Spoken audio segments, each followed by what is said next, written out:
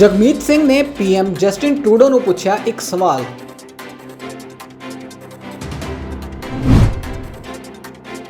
British Columbia 'ਚ ਕੋਵਿਡ-19 ਦਾ ਕਹਿਰ।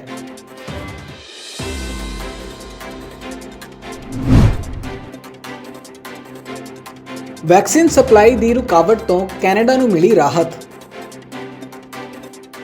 NDP leader Jagmeet Singh ਨੇ ਸੈਸ਼ਨ ਦੌਰਾਨ ਬੋਲਦਿਆਂ ਚੋਣਾਂ ਨੂੰ ਲੈ ਕੇ ਕੈਨੇਡਾ ਦੇ ਪੀਐਮ ਜਸਟਿਨ ਟਰੂਡੋ ਨੂੰ ਸਵਾਲ ਪੁੱਛਿਆ ਹੈ। ਉਹਨਾਂ ਦਾ ਕਹਿਣਾ ਹੈ ਕਿ ਟਰੂਡੋ ਵੱਲੋਂ ਆਪਣੀ ਪਾਰਟੀ ਨੂੰ ਸਪਰਿੰਗ 'ਚ ਹੋਣ ਵਾਲੀਆਂ ਚੋਣਾਂ ਲਈ ਤਿਆਰ ਰਹਿਣ ਲਈ ਕਿਹਾ ਗਿਆ ਹੈ, ਪਰ ਹਾਲ ਦੀ ਘੜੀ ਕਰੋਨਾ ਵਾਇਰਸ ਦੇ ਮਾਮਲੇ ਤੇਜ਼ੀ ਨਾਲ ਫੈਲਦੇ ਜਾ ਰਹੇ ਨੇ। ਉਹ ਟਰੂਡੋ ਕੋਲ ਸਵਾਲ ਪੁੱਛ ਰਹੇ ਨੇ ਕਿ ਉਹ ਇਸ ਟਾਈਮ ਵਿੱਚ ਵੀ ਚੋਣਾਂ ਕਰਵਾਉਣਗੇ ਜਾਂ ਨਹੀਂ। ਉਹਨਾਂ ਨੇ ਸਿੱਧਾ ਹਾਂ ਜਾਂ ਨਾ ਵਿੱਚ ਜਵਾਬ ਮੰਗਿਆ ਹੈ। ਬਾਕੀ ਉਹਨਾਂ ਦਾ ਕੀ ਕਹਿਣਾ ਹੈ, ਆਓ ਸੁਣਦੇ ਹਾਂ। The Prime Minister told his party to get ready for a spring election. All the while, the new variants of COVID-19 are spreading like wildfire. We've seen the effect of the new variant in Newfoundland and Labrador, where people are getting sick and they're afraid to vote, and it's meant that they've had to delay the election. I have committed that I will not trigger an election while we are fighting this pandemic. Will the Prime Minister commit today in this chamber that he will not call an election while we are fighting this pandemic? Yes or no? The Prime Minister told his party to get ready for a spring election. All the while, the new variants of COVID-19 are spreading like wildfire. We've seen the effect of the new variant in Newfoundland and Labrador, where people are getting sick and they're afraid to vote, and it's meant that they've had to delay the election.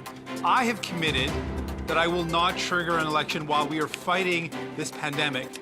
Will the Prime Minister commit today in this chamber that he will not call an election while we are fighting this pandemic? Yes. Corona vaccine the supply ਵਿੱਚ ਆ ਰਹੀ ਰੁਕਾਵਟ ਫਿਲਹਾਲ ਦੂਰ ਹੋ ਗਈ ਹੈ।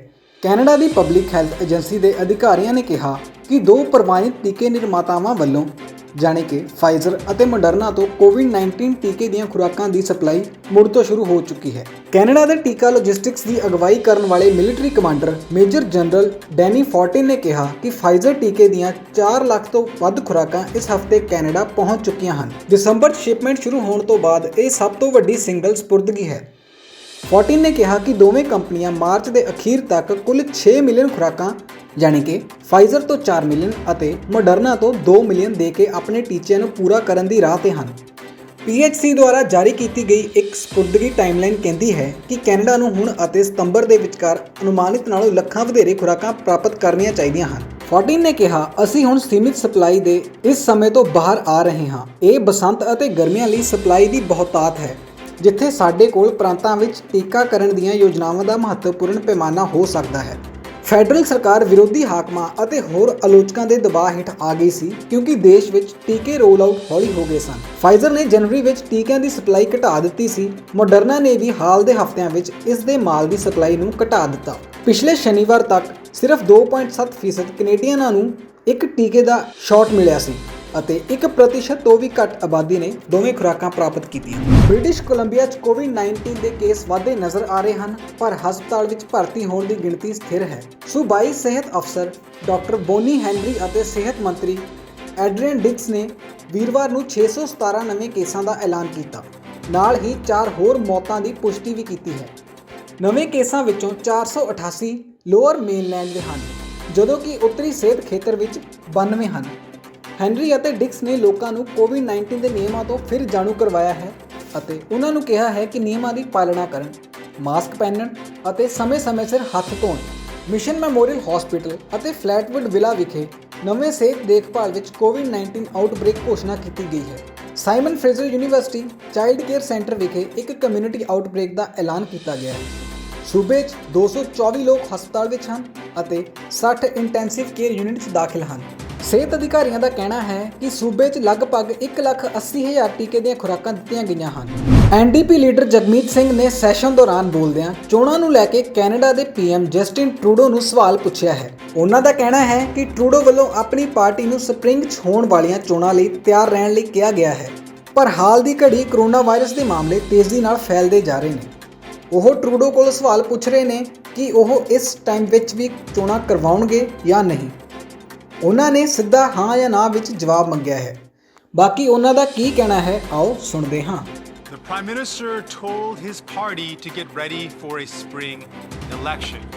All the while, the new variants of COVID-19 are spreading like wildfire. We've seen the effect of the new variant in Newfoundland and Labrador, where people are getting sick and they're afraid to vote, and it's meant that they've had to delay the election. I have committed that I will not trigger an election while we are fighting this pandemic. Will the Prime Minister commit today in this chamber that he will not call an election while we are fighting this pandemic? Yes or no? The Prime Minister told his party to get ready for a spring election. All the while, the new variants of COVID-19 are spreading like wildfire. We've seen the effect of the new variant in Newfoundland and Labrador, where people are getting sick and they're afraid to vote, and it's meant that they've had to delay the election. I have committed that I will not trigger an election while we are fighting this pandemic.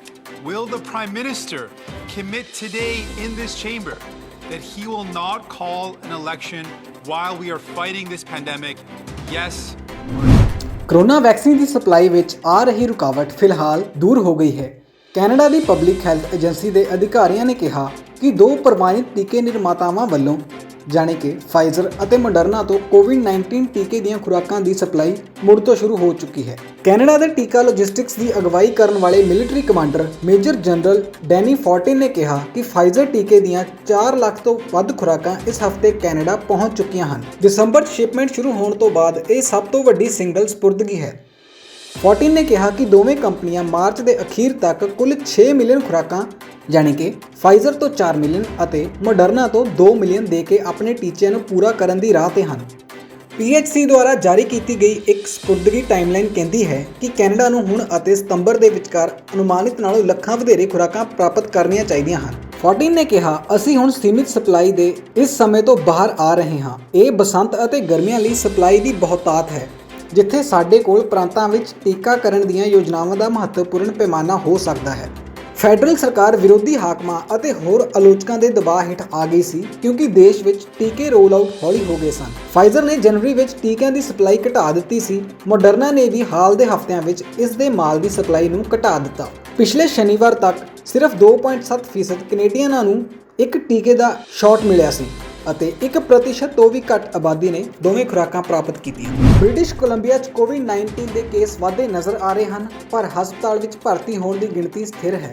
ਸੂਬਾਈ ਸਿਹਤ ਅਫਸਰ doctor Boney Henry ਅਤੇ ਸਿਹਤ ਮੰਤਰੀ Adrian ਡਿਕਸ ਨੇ ਵੀਰਵਾਰ ਨੂੰ 617 ਨਵੇਂ ਕੇਸਾਂ ਦਾ ਐਲਾਨ ਕੀਤਾ। ਨਾਲ ਹੀ 4 ਹੋਰ ਮੌਤਾਂ ਦੀ ਪੁਸ਼ਟੀ ਵੀ ਕੀਤੀ ਹੈ। ਨਵੇਂ ਕੇਸਾਂ ਵਿੱਚੋਂ 488 ਲੋਅਰ ਮੇਨਲੈਂਡ ਦੇ ਹਨ, ਜਦੋਂ ਕਿ ਉੱਤਰੀ ਸਿਹਤ ਖੇਤਰ ਵਿੱਚ 92 ਹਨ। ਹੈਨਰੀ ਅਤੇ ਡਿਕਸ ਨੇ ਲੋਕਾਂ ਨੂੰ ਕੋਵਿਡ-19 ਦੇ ਨਿਯਮਾਂ ਤੋਂ ਫਿਰ ਜਾਣੂ ਕਰਵਾਇਆ ਹੈ ਅਤੇ ਉਹਨਾਂ ਨੂੰ ਕਿਹਾ ਹੈ ਕਿ ਨਿਯਮਾਂ ਦੀ ਪਾਲਣਾ ਕਰਨ, ਮਾਸਕ ਪਹਿਨਣ ਅਤੇ ਸਮੇਂ-ਸਮੇਂ ਸਿਰ ਹੱਥ ਧੋਣ। ਮਿਸ਼ਨ ਮੈਮੋਰੀਅਲ ਹਸਪੀਟਲ ਅਤੇ ਫਲੈਟਵੁੱਡ ਵਿਲਾ ਵਿਖੇ ਨਵੇਂ ਸਿਹਤ ਦੇਖਭਾਲ ਵਿੱਚ ਕੋਵਿਡ-19 ਆਊਟਬ੍ਰੇਕ ਘੋਸ਼ਣਾ ਕੀਤੀ ਗਈ ਹੈ। Simon Fraser university child care centre ਵਿਖੇ ਇੱਕ ਕਮਿਊਨਿਟੀ ਆਊਟਬ੍ਰੇਕ ਦਾ ਐਲਾਨ ਕੀਤਾ ਗਿਆ ਹੈ। ਸੂਬੇ 'ਚ 224 ਲੋਕ ਹਸਪਤਾਲ ਵਿੱਚ ਹਨ ਅਤੇ 60 ਇੰਟੈਂਸਿਵ ਕੇਅਰ ਯੂਨਿਟਸ ਦਾਖਲ ਹਨ। ਸਿਹਤ ਅਧਿਕਾਰੀਆਂ ਦਾ ਕਹਿਣਾ ਹੈ ਕਿ ਸੂਬੇ 'ਚ ਲਗਭਗ 1,80,000 ਟੀਕੇ ਦੀਆਂ ਖੁਰਾਕਾਂ ਦਿੱਤੀਆਂ ਗਈਆਂ ਹਨ।